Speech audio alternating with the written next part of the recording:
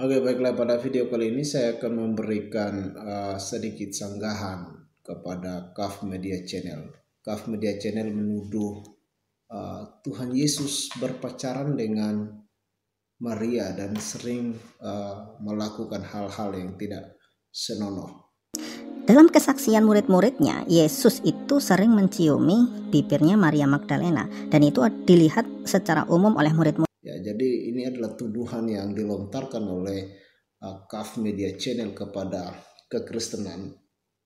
Ya, saya mungkin bisa mengerti sedikit tujuan dari KAF Media Channel menuduh Tuhan Yesus Kristus yang dipercayai oleh orang Kristen. Mungkin dia ingin menyamakan, ya, sama seperti apa yang dilakukan oleh Nabi Muhammad, karena Nabi Muhammad memiliki istri dan memiliki banyak istri, dan dia juga ingin mencari pembelaan, ya, bahwa Tuhan Yesus yang dipercayai oleh orang Kristen pun melakukan hal yang sama.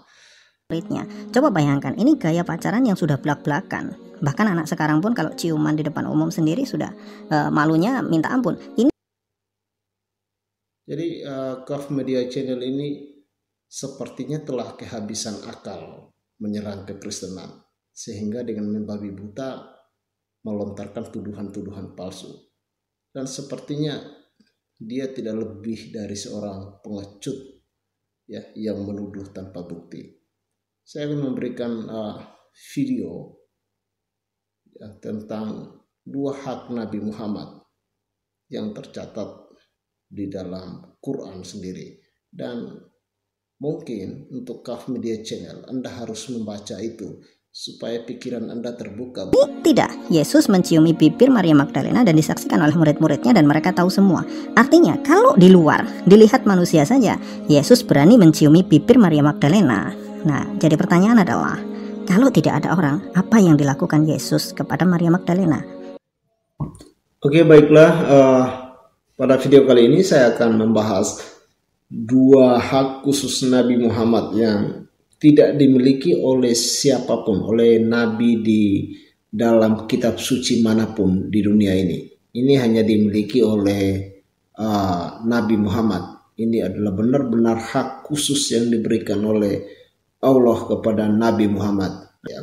Dan nanti saya juga akan fokus kepada hak khusus yang kedua, yaitu tentang bagaimana Allah mengangkat derajat sang Nabi. Ya, bagaimana Allah menghormati sang Nabi itu dengan memberikan kepadanya hadiah-hadiah yang tidak bisa dimiliki atau tidak diberikan kepada Nabi manapun di dunia ini. Karena itu khusus bagi Nabi Muhammad. Jadi Anda jangan berharap mendapatkan hadiah itu, apalagi kalau Anda adalah seorang kafir sama seperti saya. Tapi memang saya lebih senang sebagai seorang kafir dan tidak mendapatkan hadiah-hadiah itu. You will be online next. I am always online. I am online more than Allah. Allah himself, he never been online. Jibreel never been online. Muhammad, he never saw anyone. There's no witnesses for anything. My friend, can you tell me? You so much money. You are not working. You are a Muslim, my friend. Don't talk about money. Don't talk about money. Your prophet, he said that don't speak to me unless you pay me first. Is that correct? What?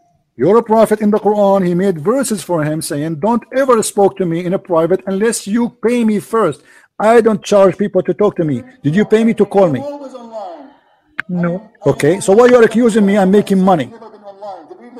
It's your prophet who make money. Listen. Here we go. This is the Quran. This is the Quran. What kind of a prophet? You are the one who spoke about money. What kind of a prophet? He says, I'm not going to talk to you unless you pay me first. Chapter 58.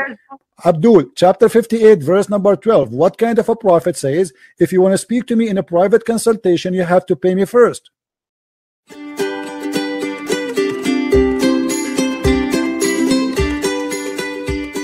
Verse is saying, any Muslim woman, how you explain to me this? Listen, the prophet said, any Muslim woman, she can give herself to the prophet so he can if her. Is that a prophet of God talking? Or this is God talking?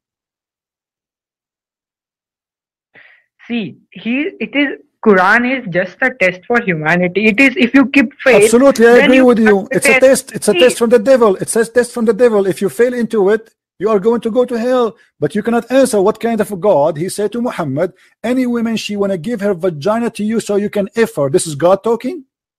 No, he does not say it like that. It says like that. Here we go in the front of me. It's in the front of my eyes, my friend. What are you talking about? It's in the front of my... يا أيها النبي إنا أحللنا لك أزواجك التي أتيت أجورهن وما ملكت أيمان وامرأة مؤمنة وهبت نفسها للنبي. And any believing woman, she gave herself to the prophet to F her. Chapter 33, verse number 50. Tercatat dalam surah 33 ayat 50. Jadi Nabi Muhammad mendapatkan hak khusus untuk mendapatkan setiap wanita yang beriman kepada Allah. Jadi Nabi Muhammad bisa mendapatkan banyak wanita sebanyak yang dia inginkan. Itu adalah hak khusus bagi Nabi Muhammad. Dan mari kita lihat apa yang tertulis di beberapa web Islam. Lihat apa yang ada di sana. Kayak ini dia.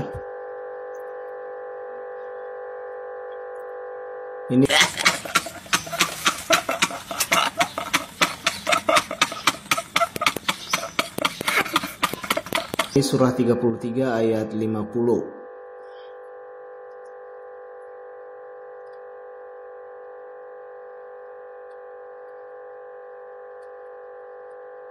Ini tafsir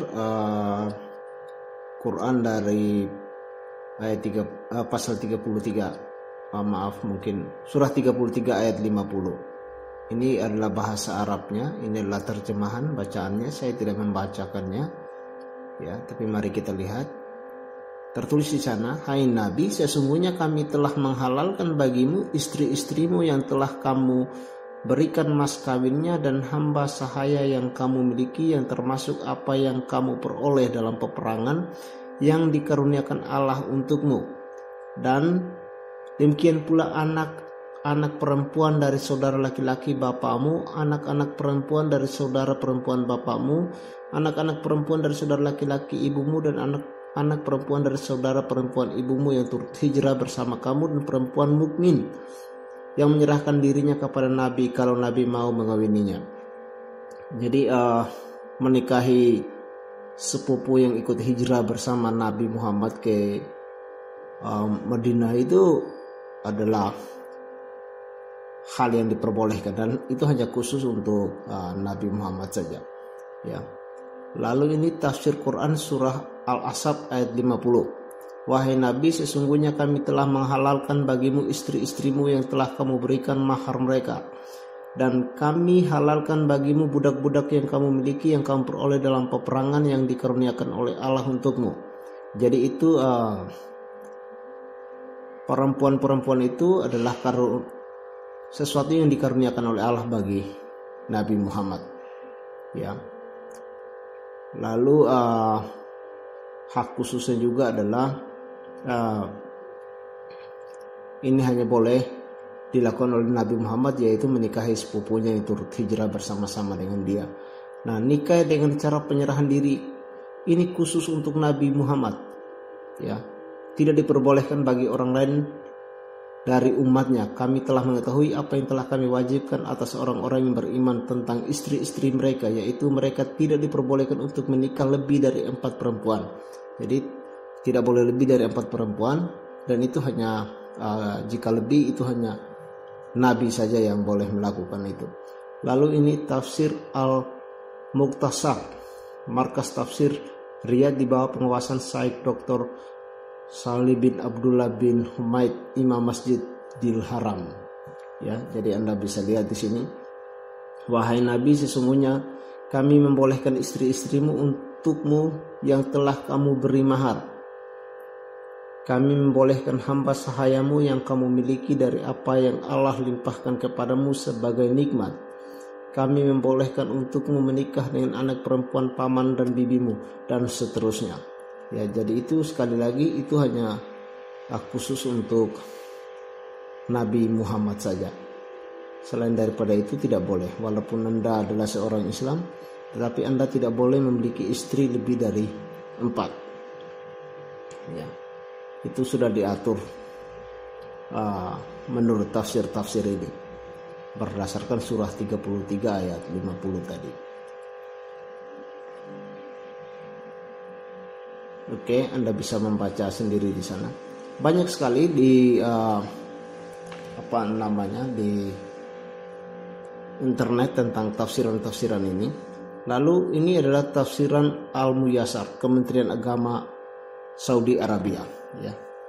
Allah memberi karunia kepada Nabi Muhammad dengan menghalalkan baginya wanita-wanita yang telah beliau bayarkan mahar mereka dan budak wanita dari ganimah atau hadiah yang Allah berikan kepada beliau. Jadi wanita-wanita itu adalah hadiah dari Allah untuk Nabi Muhammad. Jadi itu adalah hak khusus Nabi Muhammad yang tidak dimiliki oleh orang-orang Islam manapun di dunia, karena itu hanya khusus untuk Nabi.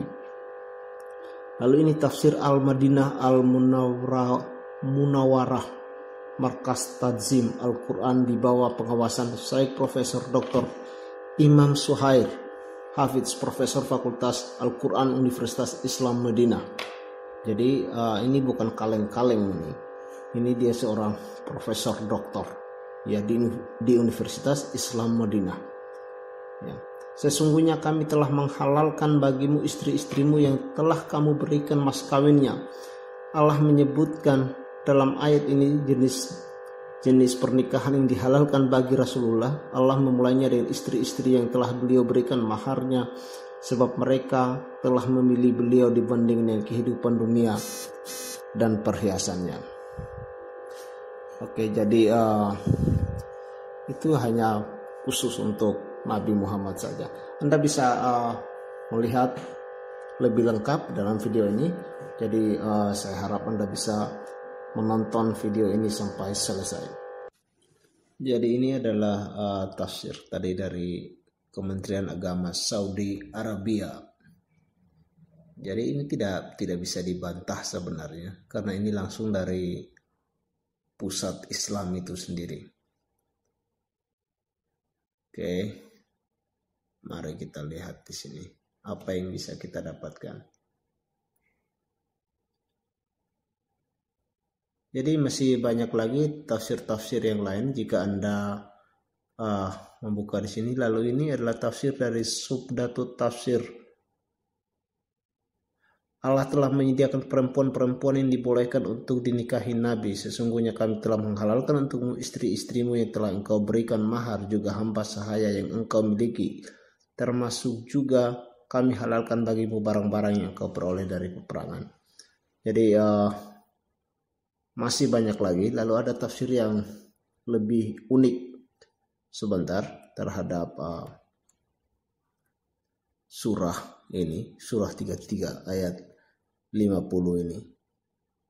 Ya, jadi tafsir tersebut mengatakan bahwa pemberian wanita-wanita itu adalah untuk mengukuhkan posisi Muhammad sebagai nabi, atau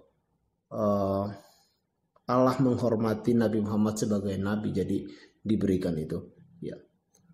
Lalu di sini bisa lihat, ya,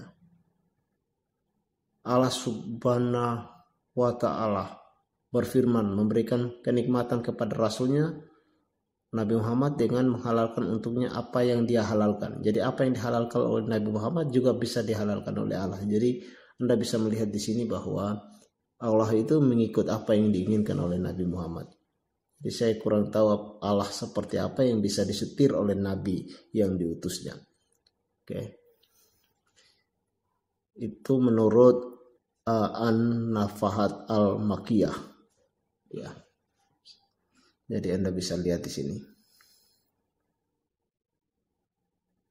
Kita lanjut. Masih banyak lagi jika Anda mau membuka di internet, ya, tentang hak khusus Nabi Muhammad ini.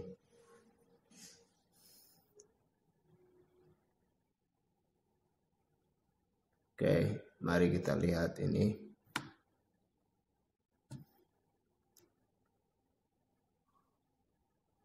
Oke, itulah